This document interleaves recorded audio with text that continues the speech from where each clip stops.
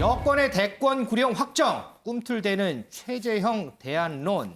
자, 지금 여론조사상으로 현재 대권 구도는 이재명, 윤석열, 윤석열, 이재명 양강 구도로 흘러가고 있죠.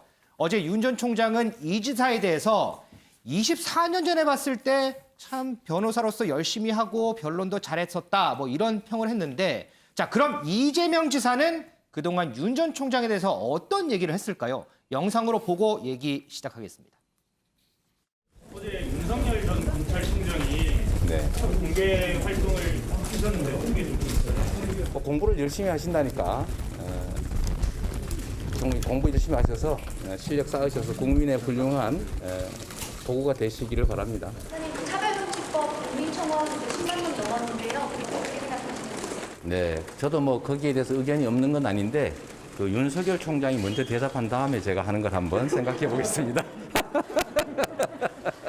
여러분도 재밌으실 것 같아서요. 네. 또 유사한 경험을 많이 한 사람 입장에서 조언을 한번 드린다면 시간을 끌면 끌수록 의혹과 관심은 더 증폭되고 정치인은 그냥 발가벗는다는 심정으로 모든 의혹이나 모든 질문에 대해서 답해야 합니다. 피한다고, 외면한다고 절대 외면되지도 피해지지도 않는다는 조언 아닌 조언을 한번 드리고 싶습니다. 배종호 교수님. 예. 윤석열 전 총장 어제 이제 출석한 데 대해서 뭐 보니까는 다른 대권 주자들은 다 저마다 한마디씩 했더라고요. 그런데 이재명 지사는 어제 침묵했대요. 한마디도 안 했다 그래요. 의도 있는 침묵일까요? 이 침묵의 의미는 뭘까요? 침묵의 의미는 한마디로 지금 각각 보수와 진보에서 1위를 달리고 있는 대선 주자들 아니겠습니까? 네. 그러니까 좀 거기에 대해서 격에 맞게 행동을 하겠다라는 맞게. 것으로 해석을 해야 되겠죠. 왜냐하면은 윤석열 전 총장도 이재명 지사에 대해서 어떻게 평가하십니까? 라고 물어보니까 열심히 했다. 24년 전에 네. 내가 성남지청에 근무할 때 만나봤는데 그리고 변론도 잘하더라 이렇게 덕담을 했지 않습니까? 그리고 최재형 전 감사원장에 대해서도 상당히 격이 높은 분이다. 내가 따라가지 못할 분이다. 그랬죠, 라고 네. 덕담을 했지 않습니까? 네. 그 이유는 본인이 지금 이제 시작이고 그리고 또 어쨌든 보수에서 1위 주자인데 남을 험담하게 되면은 결국 이미지가 실추돼서 자신이 깎이는 거거든요. 그렇기 때문에 결국은 칭찬하는 것으로 이렇게 해석이 될 수밖에 없고요. 이제 통상 덕담을 해도 네. 상당히 좀 뼈 있는 덕담을 하는 경우가 많은데 그렇죠. 쿨하게 칭찬하고 또 이재명 지사 같은 경우는 아예 노 코멘트로 답변을 했는데 그렇지만은 결국은 이런 부분이 좀 한계가 있을 거예요. 그게 무슨 얘기냐면 각자 만날 수밖에 없는 그런 다리가 있거든요. 네네. 피할 수 없는 그런 다리에서는 불꽃 튀는 대결을 벌이지 않을까 이렇게 전망이 됩니다. 이동숙 씨야. 그런데 이재명 지사는 뭐 침묵을 했지만 대변인 측에서는 뭐 입장이 나왔더라고요. 네, 맞습니다. 바로 박성중 더불어민주당 의원이 발언에 나섰는데요. 박 의원, 어떤 발언인지 함께 들어보실까요?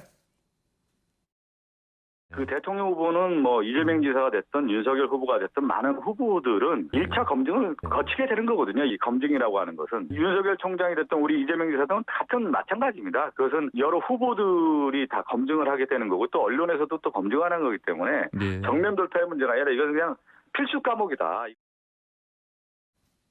네, 이재명 지사는 직접적으로 윤 전 총장을 향한 비판은 현재 자제하고 있는 모습인데요. 앞서 들으셨다시피 대변인이 나서서 그 역할을 대신하고 있습니다.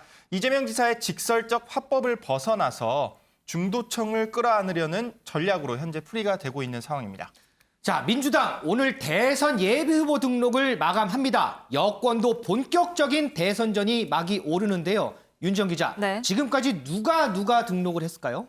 네, 지금까지 많은 사람들이 등록을 했는데 특히 오늘 주인공은 마지막에 등장을 한다고 하죠. 그래요? 이 오늘 그 마감일인데 유력 대선 주자들이 줄줄이 등록에 나섭니다. 이 먼저 추미애 전 법무부 장관 오늘 오전 11시 직접 중앙 당사를 찾아서 저렇게 등록을 마쳤고요.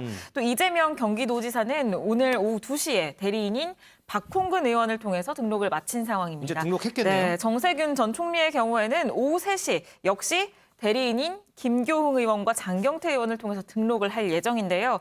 이로써 민주당의 9명 예비 후보가 확정이 됐습니다. 오늘 오후 6시에 등록이 마감되는데 그러면 6시 반부터 후보자 기호 추첨을 진행을 하게 되거든요. 그로써 이 대선 주자들의 등 번호가 결정이 되게 되는 겁니다. 그런데 민주당은 예비 후보가 7명 이상이면 이 예비 경선이라는 걸 진행을 하도록 돼 있거든요. 이 예비 경선은 다음 달 9일부터 11일까지 사흘간 진행이 되는데 이 9명 가운데 상위 6명만 남아서 본선 경선을 치를 수 있게 됩니다. 자, 윤 기자, 이 중에서 지금 지지율 1위 달리는 이재명 지사, 네. 이제 내일 대선 출마 공식 선언한다면서요? 네, 맞습니다. 코로나19 상황을 대비해서 이 내일 오전에 비대면 방식으로 출마 선언식을 진행을 하는데요. 이 지사는 미리 녹화해둔 출마 선언 영상을 SNS를 통해서 공개를 하고 이 직후에 화상회의 어플리케이션을 통해서 이 질의응답 시간도 가질 예정입니다.